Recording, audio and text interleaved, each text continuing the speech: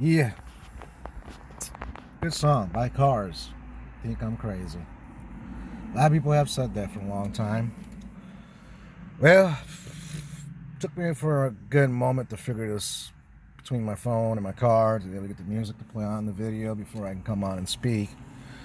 Crazy. Let's start out for Friday, July 3rd, 2020. How weird it's been. Well, I got up early this morning like a good boy, and I went out to Nashville to do what's called DUI impact class for something that's 4 years old. Taking care of business. Had my money order ready to go, get to Nashville. And I'm sitting in class filling out my paperwork, and the instructor enforced and said, better wear a mask, you need a mask. And he was handing out people that didn't have a mask. And I said, I'm not going to wear a mask because of ADA laws, and HIPAA told me to get out. So pretty much I got kicked out of class today. Get home, kind of chilled, took a nap. And finally I got out of the house after watching President Trump speak and at the Mount Rushmore. Can't wait for what his speech will be about tomorrow at the White House. So with that being said, there's a few things. Definitely want to bring some pointers up. Just recently had a couple officers, fine officers, questioning me why am I sitting in the parking lot of, nothing happened. They let me just sit here and continue. We had a good conversation. Everything was good, no warrants or nothing like that. So we're in to go. That's why I'm here live, right outside of a church. I want to bring in perspective of a couple things. Just imagine that church behind me is so big enough, it sits in the space by itself, and you take the planet and stick inside the church. That's what a church is. Not this building that has a detailed name of basically it has Assembly of God, and this is First Assembly, and then you come across a bunch of other churches. It's pretty much a Baptist, Lutheran, all these different names, but they claim one thing: church and under Christ. It's where it shows the difference between religion and actually believing in the word of Christ. So the church is really the whole world. People that you don't see on the other side of the planet. People that live in another home, different nation, different country, different government. We are part of that church around the world. This is something I kind of thought about after getting out of the house, after sitting at home all day, get something to eat. Sat and thought about it, that the world is the church. There's no building, no structure, no membership, no signs, no invitation, as in, people going around and witness, like Jehovah's Witnesses, asking you if you believe in Christ or not, come to their church. So this is a church of the world for you to, at any time, wherever you're at, whatever you're doing, stop what you're doing, whatever you're doing, no matter where you're at. They might call you crazy, but if you get that sudden urge to pray, that sudden urge to ask for Christ to forgive you for your sins, to resurrect you from the death that you've been since birth, do it. Because this planet is the church, and we all live under it and in it. And Christ is trying to break us from slavery, from pretty much the Federal Reserve, the IRS, and other kind of banks that been created over time by the evil people, which is ruled by the Lucifer, Satan himself. So that being said, we are starting to get set our freedom. Tonight at Mount Rushmore was the big speech by the president that we are on the rise, not just in the sense of physically, mentally, emotionally, but also spiritually.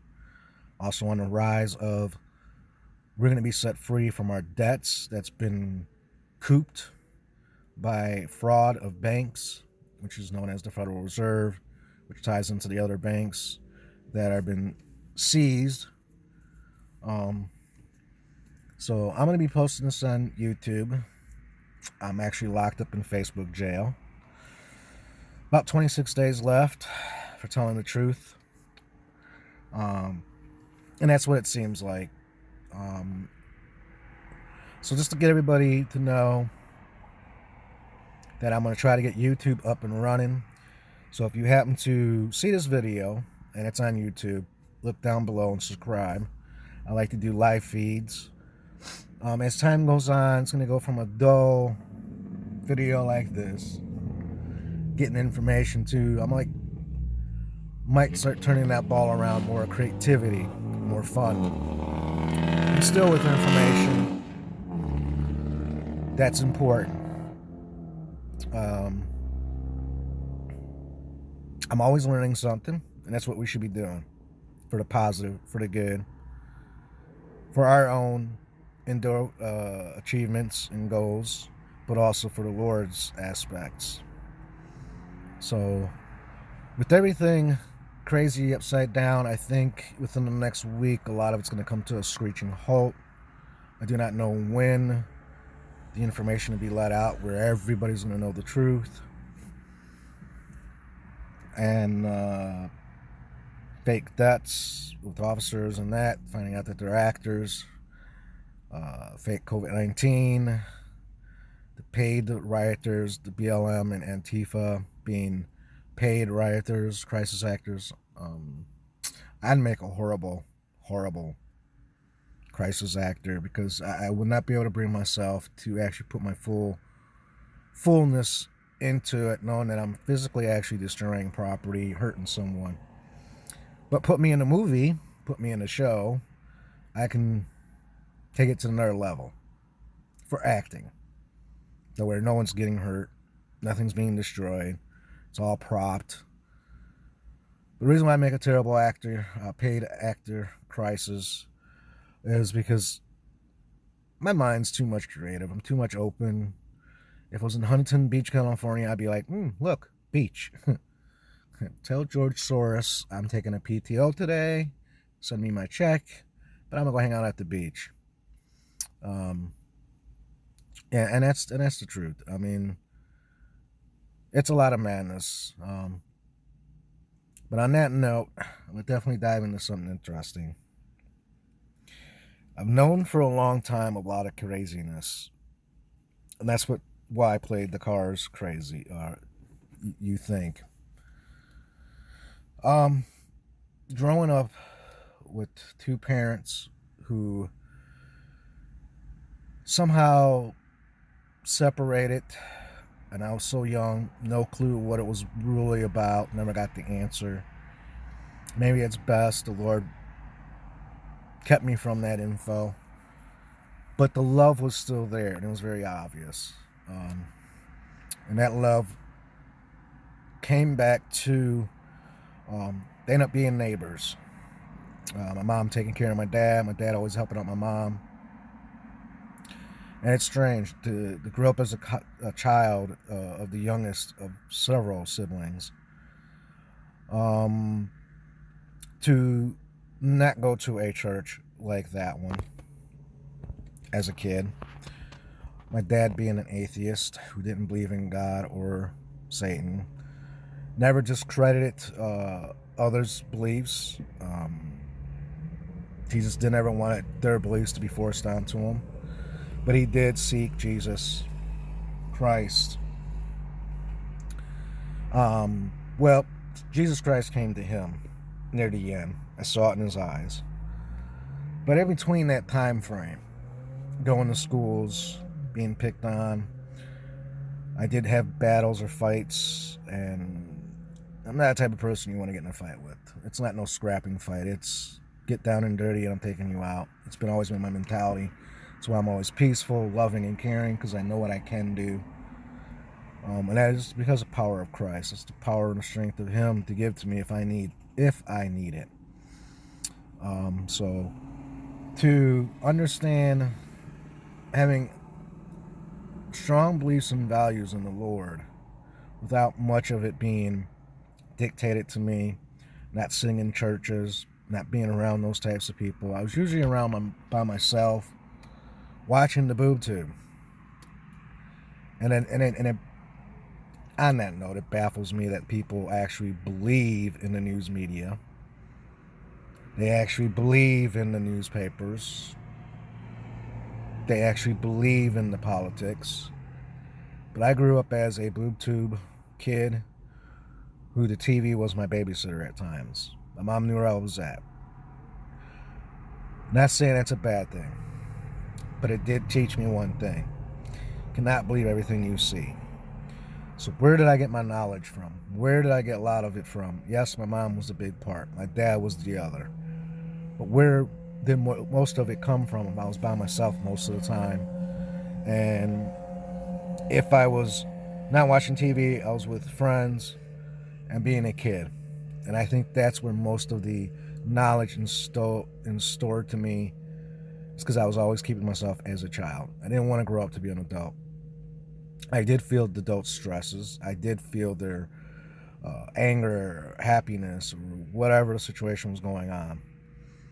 And to know a lot about this Illuminati cabal, the sick human trafficking going on. Don't get me wrong, I don't know all of it. There's still a lot more coming out. I'm learning here and there. But I think I was pretty far when I came an adult, how far depth it can be bad. And it's called putting my imagination to it.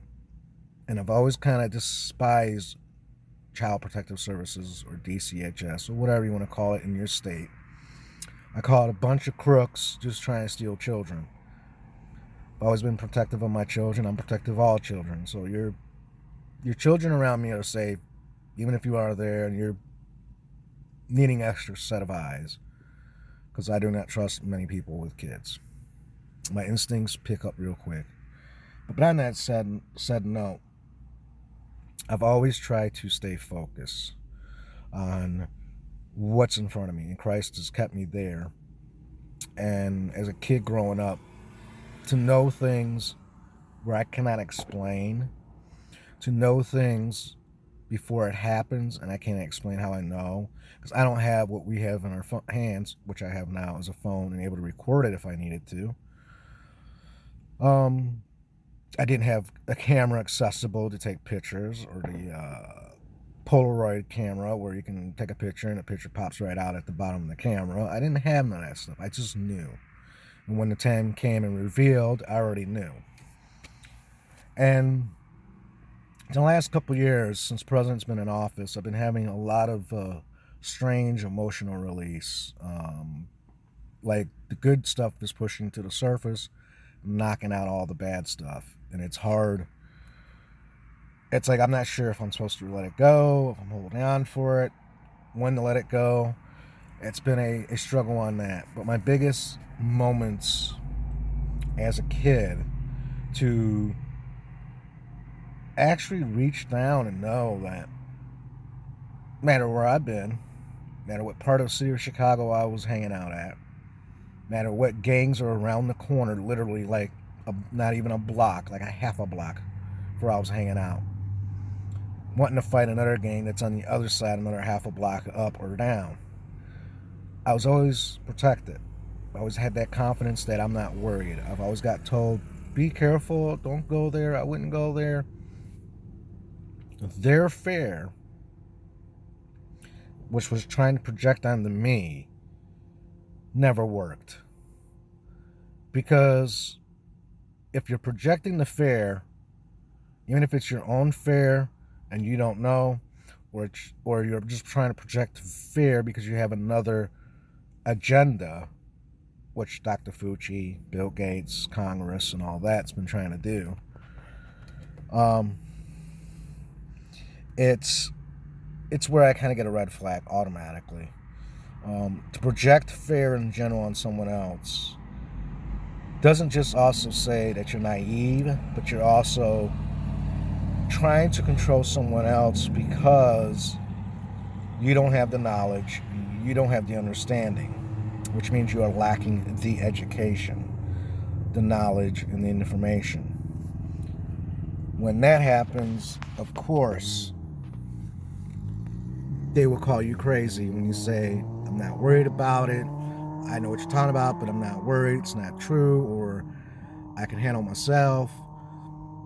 A lot of times people get that confused and they end up calling you crazy, conspiracy theorist, or whatever labels they want to throw at you, because they're shutting you out and don't want to hear your side. So it's really becoming a one-sided conversation, which is no different from the news media. They're always one-sided conversation. It's never down the center and let you form your own opinion. So 9 times out of 10, what happens is when it's one-sided story and you try to intervene your opinion or your thought process or what facts you know or life experience, if they shut that down, that should already give you a red flag knowing that they know nothing. They don't have enough information to back what they assume, and they must have got that information from 30 to 50 other voices. Because you gotta stop and think. I can sit here and tell you, one person secretly in your ear, Jack jumped over the fence, and then he ran to the car, jumped over to the car, and ran down the hill. Somehow that story I have just told will get so twisted by the time it gets to the 30th person or 50th person. Somehow Jack jumped the fence with the car, went into the ditch, when I didn't say that. See what I'm getting at? And that's what's happened with the news media, brainwashing their thought process of one-sided story, and people do not have enough information, run off on an opinion and try to say what they want to say. And by the time it gets around and you get it, you basically heard a total different story, and you like the question like, well, do you got the person's name? Do you got any of this to prove it? Because it don't sound like the same thing that I just heard from the guy that actually did it. See the difference? The guy that actually did it told me the story, but meanwhile his story went from totally different story. So be careful out there of what you try to say. I mean, if it's a one-sided conversation and they're shutting you out, don't say nothing. Walk away. Why put yourself under that stress? Why put yourself trying to convince someone who's already convinced themselves to not listen, to shut down, to be quiet? And as a kid growing up, I've never done that. I've listened to my elders. And I can probably tell you 50-50 or 45-55, depending on the conversation, of it's always been half truth and half lies. And I'm not going to sit here and say really half lies. Let's say just fabricated to make it more of an interesting story. But that half truth in there is only half. And growing up and paying attention, a lot of those stories, I was able to pick out the truths and know where the fabricated lies come from. Or a form of just opinion. Just a form of opinion. And that's all that is. And it's like half glass full, half glass empty. It took me a long time to figure out what that really meant. And now I've driving home from Atlanta, Georgia from a movie, got home. By the time I got home, I actually had figured it out. About 4.5, 5-hour drive. I had, within that time frame, figured it out. And it just hit me. It was not like someone talking to my ear, because I was driving by myself, coming back from Atlanta, Georgia, back to Clarksville after filming for the day. And that's when it hit me. I remember my dad talking about that, my mom talking about that. A lot of elders had talked about that. But as a kid, I never understood.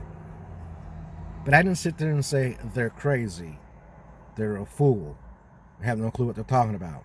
Now I know what they're talking about. So that's where the difference between someone who can actually be open-minded.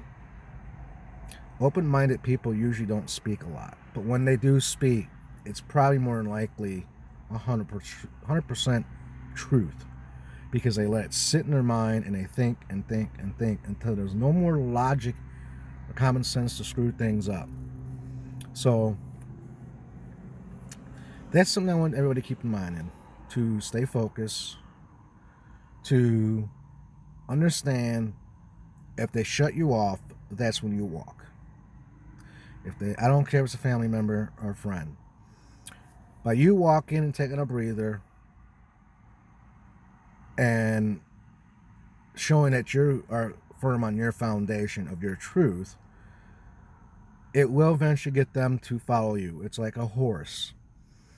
You ever know, from my experience with a horse, when you're trying to get the horse and you're facing the horse and you're trying to grab the halter and trying to get them, or the reins, and get them to go with you, and you're still facing them, they don't move.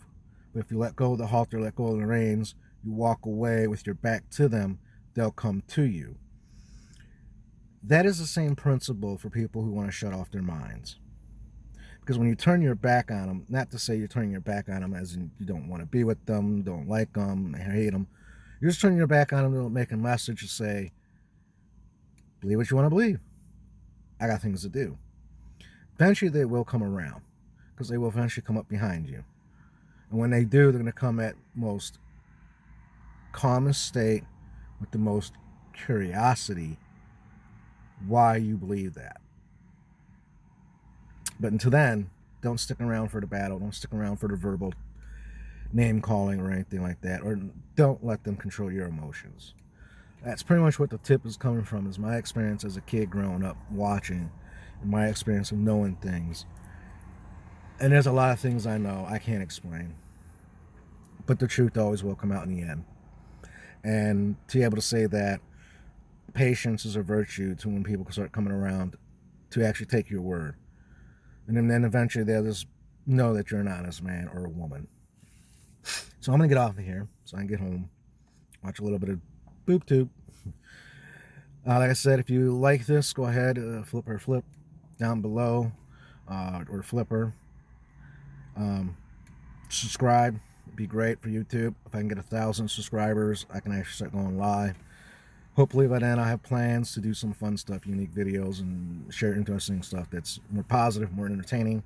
And I hope you can enjoy this little video. Just remember that song, Cars. You still think I'm crazy, you still think I'm a fool, but in time, it's not true. So, have a wonderful 4th of July weekend. It is actually 4th of July right now, with it being about almost 2 o'clock in the morning. Hope you enjoyed today's 4th of July. Sunday, hope you enjoy. Keep God close, prayers. Keep your prayers close, and all that good stuff. So right now I'm gonna get off of here. Let y'all go to sleep, let y'all move on what you gotta do, and enjoy a wonderful week. And I'll be back on later sometime, Monday or Tuesday, hopefully. And that's when I'll share another video. Won't be live, but hopefully I can get 1,000 subscribers. So make sure you click down below, subscribe to my page, and then get some stuff going interesting. It's time for me to start getting out of the box, start focusing on that. Stop worrying about what's going on. Let the sheeple be sheeple. Meanwhile, I need to focus on what I need to do. I like to bring some real entertainment, and hopefully I can start figuring those things out. Alrighty, so God bless, Godspeed, rendezvous with destiny. Happy 4th of July weekend, and screaming eagle flying high. Bye-bye.